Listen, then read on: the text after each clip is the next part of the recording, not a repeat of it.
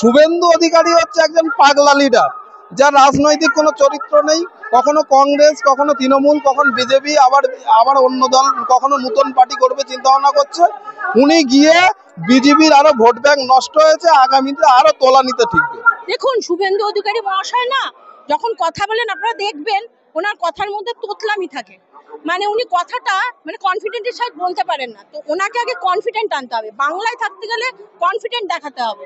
সেই কনফিডেন্টটাও মনে হয় ওনাকে আগে অর্জন করতে হবে, তারপরে ওনাকে কথা বলতে হবে। আর মাননীয় মুখ্যমন্ত্রীর সামনে দাঁড়াতে গেলে উনি তো বাচ্চা মানুষ, উনি ওনাকে তৈরি করেছেন। তো ওনাকে ওনার সামনে বা ওনার সম্মুখীন হতে গেলে একটু ভেবেচিন্তেই করতে হবে। আর অবশ্যই ওরা ধর্মীয় রাজনীতিকরণ করে, আমাদের দিদি সেটা নয়, এবং ধর্মীয় মেরুকরণের রাজনীতি করে বাংলায় টিকে থাকা যাবে না। এর আগেও ওরা বলেছিল আমরা এতটা পাবো আসুন, এবং আমরা ক্ষমতায় আসছি। কিন্তু মমতা ব্যানার্জি শেষ কথায় দেখুন, প্রধানমন্ত্রী বাংলা এসে যত চমকে দিন, ওনাকে বাংলার ইতিহাসটা জেনে আসতে হবে। জয় বাংলা জয় দুর্গা বললে বাঙালিও হওয়া যায় না, আর জিলেপি আর সিঙ্গারার উপর ফতোয়া জারি করে বাঙালি সাজা যায় না। বাঙালি সাজতে গেলে বাঙালির মননে ঢুকতে হবে। বাঙালির রক্তে, বাঙালির সর্বত্র জায়গায় একমাত্র একজনই বিরাজ করেন, তিনি হচ্ছেন মমতা বন্দ্যোপাধ্যায়, যার নেতৃত্বে বাংলা আগামী দিনে ভারতের দিকে চলবে, এবং ভারতের নেতৃত্বে আমরা মমতা বন্দ্যোপাধ্যায়কেই দেখতে চাই। অ্যাকচুয়ালি হচ্ছে বিজেপির কালচার হচ্ছে ধর্ম নিয়ে রাজনীতি করা। তৃণমূল কংগ্রেস কিন্তু সাধারণ মানুষের নিয়েই রাজনীতি করে। এরা হচ্ছে ভাত কাপড়ের কথা বলা, ওরা শুধু অনলি ধর্মের কথা বলে। অ্যাকচুয়ালি ধর্মের নামে সাম্প্রদায়িকতার রাজনীতি কিন্তু বিজেপি করছে, কিন্তু বাংলায় কখনো ফায়দা করতে পারবে না। অ্যাকচুয়ালি বিজেপি নিজেকে দেখেও কতগুলো সিট তারা পেতে পারে। আমি বলি বিভিন্ন জেলা যদি দেখেন বা কলকাতাতে তারা নিজেরা কটা আসন পেয়েছেন।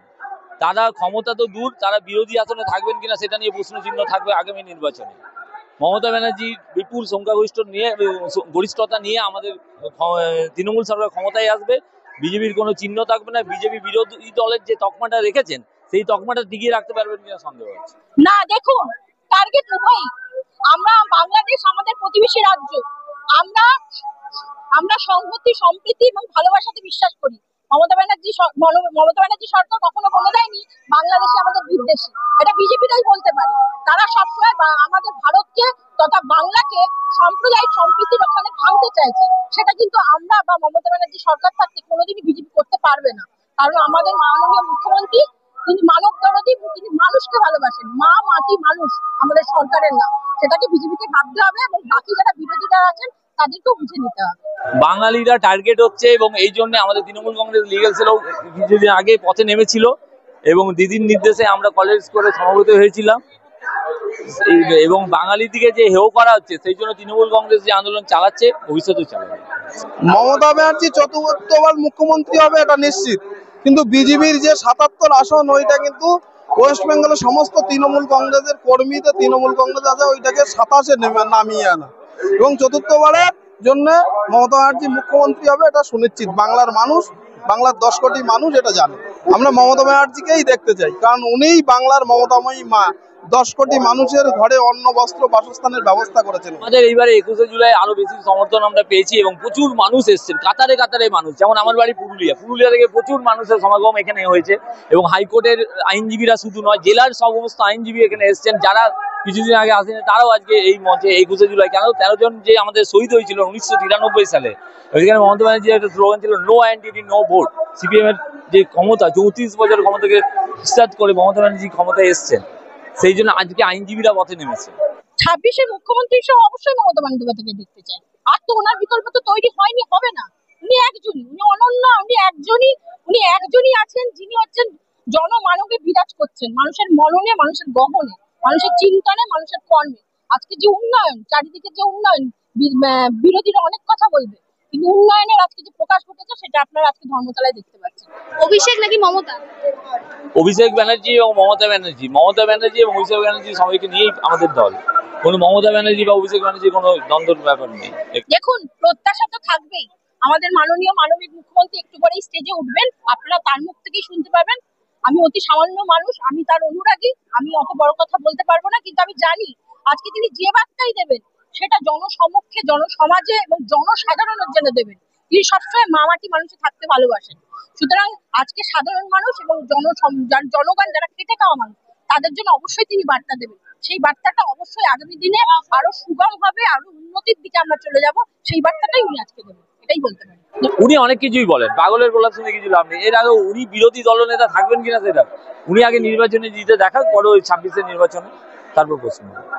আসলে অ্যাকচুয়ালি এই যে বিজেপি পার্টিটা, এরা অ্যাকচুয়ালি হচ্ছে ব্রিটিশের দালাল ছিল। কারণ ব্রিটিশরা যেমন বাঙালিরাই প্রথমে স্বাধীনতা সংগ্রাম আন্দোলন করে ওদেরকে তাড়ানোর জন্য করেছিল।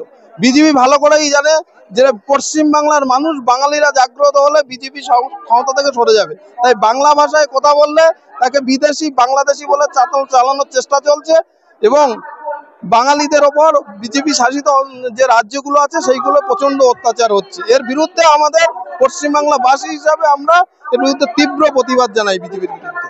দেখুন, অনেক স্বপ্ন তো সবাই দেখেন, হয়তো শ্রমিক ভট্টাচার্য মহাশয় নতুন সভাপতিত্ব পদ পেয়ে অনেক রকম স্বপ্ন দেখছেন, স্বপ্ন দেখা ভালো, কিন্তু বাংলায় স্বপ্ন পূরণ করতে গেলে মমতা ব্যানার্জিকে ফেস করে ওনাকে মানে একটা জায়গায় যেতে হবে, সেটা বোধহয় সম্ভব না। আপনারা দেখতে পাচ্ছেন কিভাবে জনসমাগম ঘটেছে, এবং শহীদের দিকে আমরা সবাই যে আজকে শহীদকে সম্মান জানাতে এসেছি, সেটা দেখে বিজেপি নেতাদের একটুখানি ভাবতে হবে, আমি বলবো ভাবতেই হবে।